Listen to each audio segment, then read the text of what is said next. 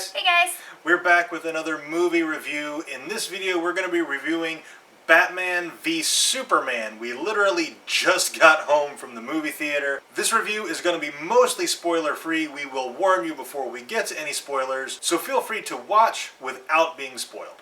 Okay, what can we say about Batman v Superman?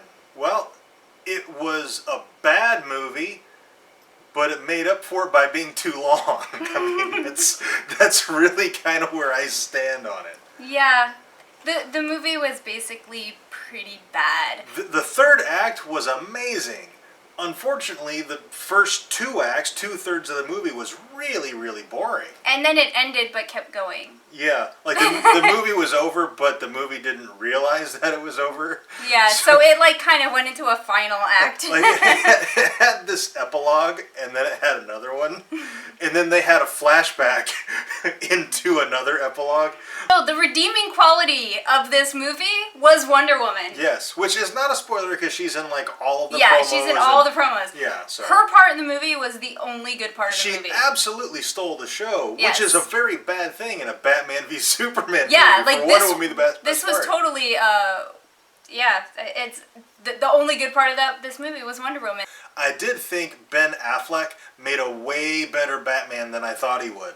Like yeah. that was the main thing I was concerned about. Well, him and Jesse Eisenberg as Lex Luthor. But Ben Affleck, I thought he was totally on point as Batman.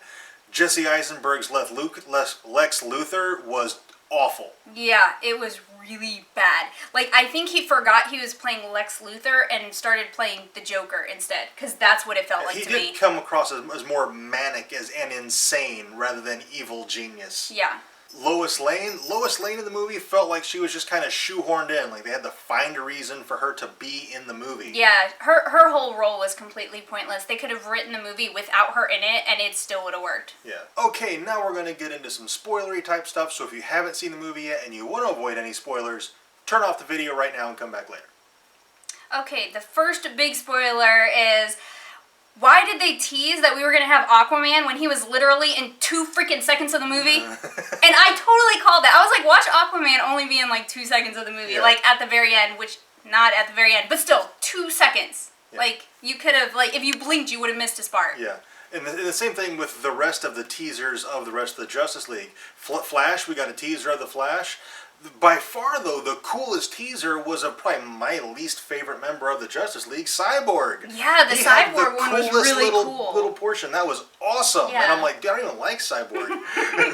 and I'm excited for Cyborg now. So I guess they did something right there. The other thing is, and this was given away in one of the trailers, that Doomsday was going to be in this movie, which they totally gave away as a huge mistake to release that particular trailer and give away that twist.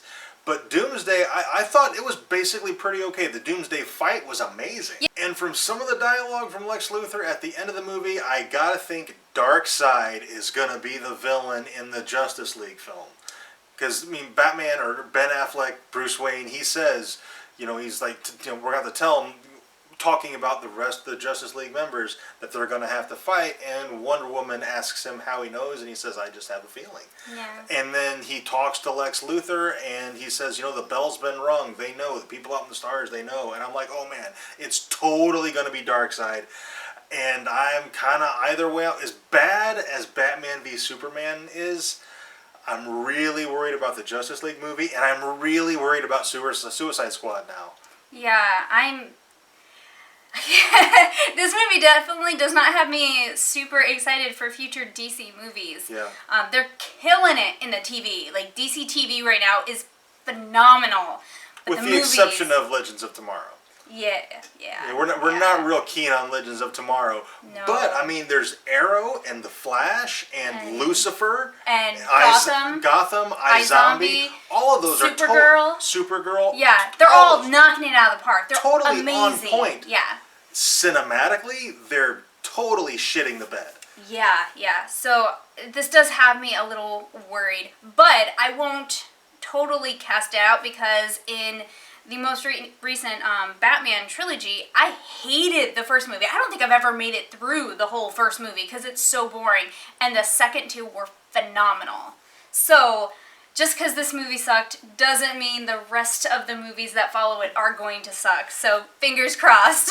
And we've also seen a trailer for the Wonder Woman movie, and that does look really, really good. I'm excited for Wonder Woman. I'm very excited for Wonder Woman because she stole the show in this one, and she was a minuscule part. Like, was the movie's 3 hours, 40 minutes or something like that? It's really and long. 40 minutes of it has Wonder Woman, and those were the best 40 minutes. Mm-hmm. Okay, I think that's pretty much all we have to say about Batman v Superman. If you've seen it, let's talk about it down in the comments. Did you love it? Did you hate it? Are you indifferent? We would love to know what your opinions are.